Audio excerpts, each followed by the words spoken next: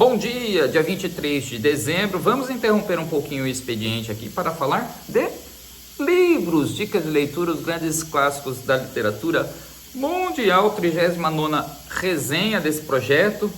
Quem ainda não conhece o canal Livros e Você, confira as resenhas anteriores, um total de 50, já estamos com 38, hoje a de número 39, e tem outros vídeos também de resenhas de livros que eu estou lendo no momento, motivacionais, e também vídeos aleatórios com entrevistas com autores, entre outros. Um panorama da literatura brasileira, como está a leitura no Brasil, tem um vídeo, confiram lá depois. Enfim, tem muito conteúdo no canal Livros e Você, pessoal. Hoje, para dar continuidade ao projeto Dicas de Leitura, os grandes clássicos da literatura mundial dos 5 continentes, com um livro, já que você está entrando em férias e deseja colocar em dia suas leituras tão sonhadas durante o ano, vamos falar de um livro que é uma grande dica para você. Esse aqui é um livro que eu gostaria de ter escrito, fantástico.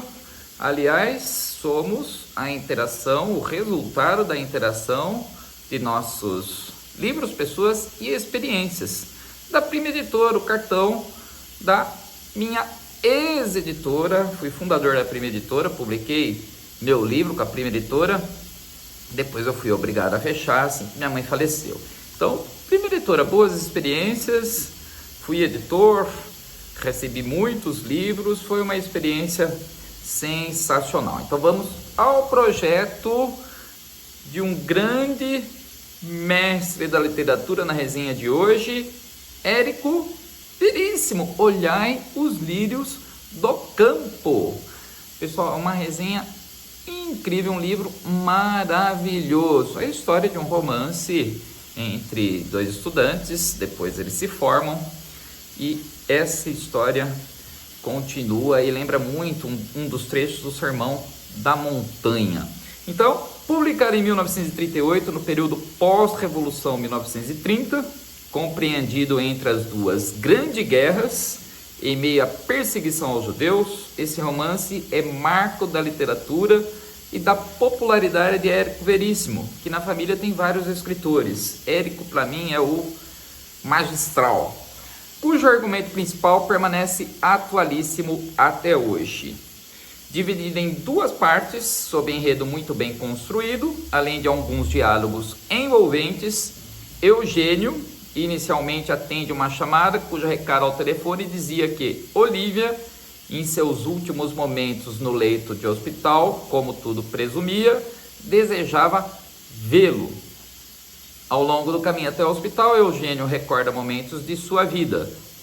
Filho de Ângelo, um alfaiate, e sua mãe, Dona Alzira, o protagonista passa por uma infância pobre, sofre bullying na escola, chega a entrar para o internato, tem vergonha de encontrar ocasionalmente seu pai na rua e sente-se constrangido com o arruaceiro, entre aspas, do seu irmão chamado Ernesto, que mais tarde desaparece. Então aqui em off as suas recordações.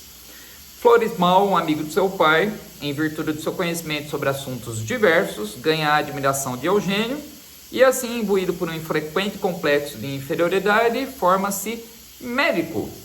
Então Eugênio se torna doutor. Durante a formatura, logo depois que recebeu o diploma, Eugênio, em companhia da única mulher da turma, Olívia, juntos tecem comentários sobre o significado da vida e seus futuros, cujo diálogo é lembrado constantemente com saudosismo por Eugênio. Já deu para notar que é uma história bastante nostálgica. Sob a perspectiva de Eugênio, o leitor passa a conhecer a perspicaz, inteligente, sagaz, sincera e contundente Olívia, que conhece profundamente seu companheiro diante de suas observações certeiras a respeito dos pontos de vista e atitudes de Eugênio, característica que talvez explique também o sucesso do livro, diante da identificação muito frequente por parte, principalmente de muitas leitoras, com a personagem Olívia. Gera uma identificação com a personagem. Isso é ótimo para qualquer livro.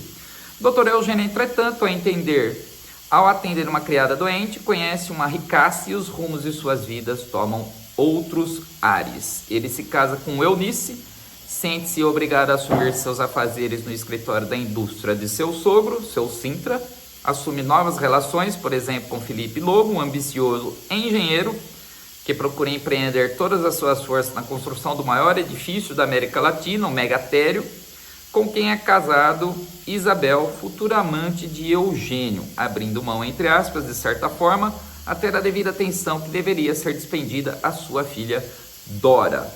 A jovem Dora, aliás, mantém relações com um pobre judeu chamado Simão, cujo relacionamento é reprovado pelo pai Felipe Lobo. Enquanto isso, Olivia vai para a Nova Itália e escreve frequentemente cartas a Eugênio, mas não as envia. Ao chegar ao hospital, Eugênio percebe que teria sido tarde demais. Olivia deixa suas cartas dirigidas a Eugênio, para surpresa de todos, Ana Maria, filha de Olivia, com Eugênio, que mantinha-se sob a tutela de Dona Frida e a família Falck. Essas cartas são reveladoras e Olivia expõe sem delongas tudo que pensa sobre o incrédulo Eugênio de forma muito terna, inclusive com algumas passagens do Sermão da Montanha, em cenas muito marcantes. Então eles se conhecem, eram apaixonados, os rumos de suas vidas tomaram diferentes destinos, mas havia ainda algo que mantinha um vínculo entre Olivia e Eugênio.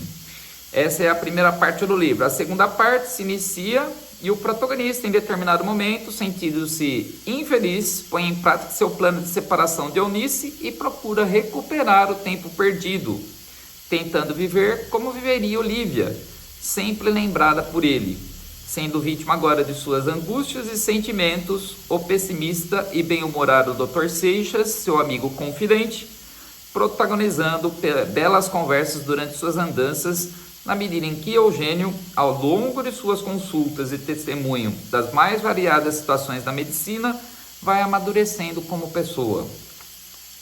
Apesar, talvez, como podem julgar alguns ou muitos leitores, das doses a mais de nostalgia, entre outros pormenores, para mim, trata-se de uns grandes livros da minha vida, exatamente isso. E que, se pudesse, escolheria para ter escrito, especialmente as falas de Olivia, em que exalta, prestem bem atenção nesse pequeno trecho: não fomos consultados para vir para este mundo, e não seremos consultados quando tivermos de partir. Isso dá bem a medida da nossa importância material terrena, mas deve ser um elemento de consolo e não de desespero. Ou, só a vida ensina a viver. É preciso a gente ver primeiro tudo que a vida tem de mal e de sórdido para depois descobrir o que ela tem de belo e de bom, de profundamente bom.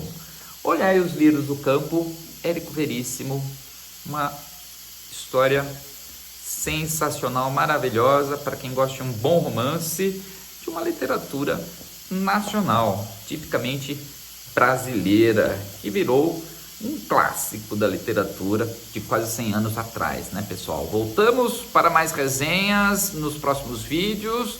A próxima resenha, vou deixar uma surpresa aqui. Consulte as resenhas anteriores e os vídeos também motivacionais, aleatórios e de resenhas que eu estou lendo nesse momento. O projeto continua, dicas de leitura, os grandes clássicos da literatura mundial. Grande abraço e até a próxima, pessoal.